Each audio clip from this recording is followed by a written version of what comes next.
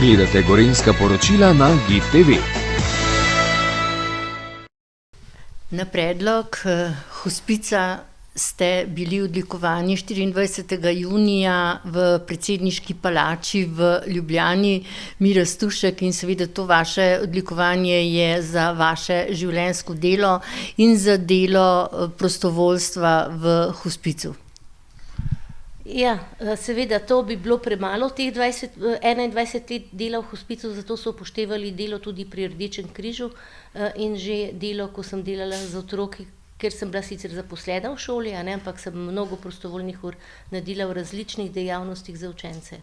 Zakaj ste se pravzaprav odločila za prostovoljstvo? Po mojem, da imam to v sebi in da sem podedovala po mami, ker je moja mama tudi vedno pomagala ljudem. Živela sem tudi zraven gluhonemih ljudi, družine gluhoneme, kjer jim je bilo treba pravzaprav vedno pomagati, tako da je njihova hčerka, dve njihovi hčerki sta bile mnogo časa pri nas, da sta se učile od malih nog govoriti, ker starši niso ne govorili, ne slišali. In mislim, da je to od tega. In v lanskem letu ste v Radovljici v hospicu praznovali 20-letnico, torej mineva že 21 let, odkar delate pri hospicu. Kako je delati pri hospicu? Pri hospicu je delati lepo, zaradi tega, ker so ljudje zadovoljni, ko jih kot tuj človek v stiski razbremeniš, ker nevtralen človek je vedno tisti, ki lahko posluša in ni pri tem preveč prizadet, tako kot družina.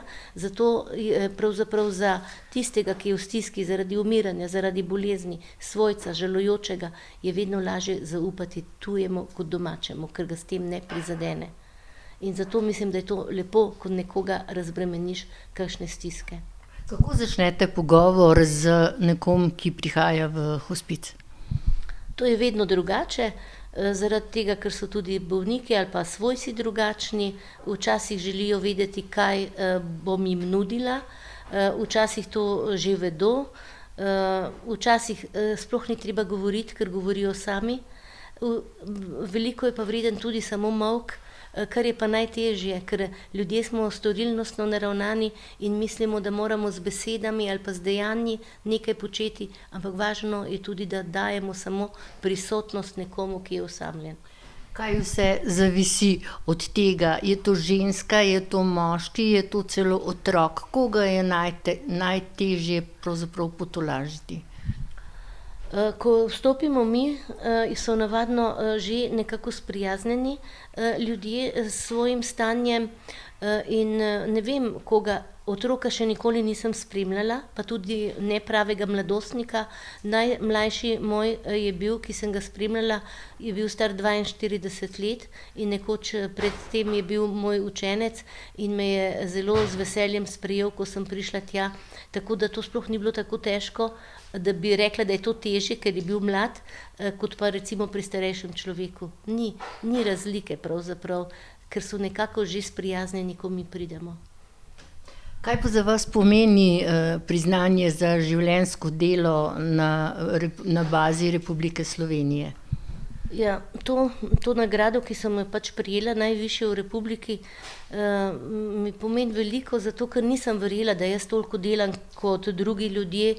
Ko sem slišala, da dobijo take nagrade prejšnja leta, sem vedno občudovala, koliko oni delajo. Nisem se zavedala, da tudi sama delam in da je to lahko opaženo v takih krogih, kot je to, državna nagrada, In to sem zelo hvaležna.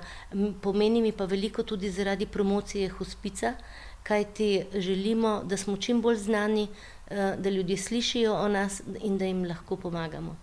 Priznanje vam je izročila predsednica države Nataša Pirc Musar.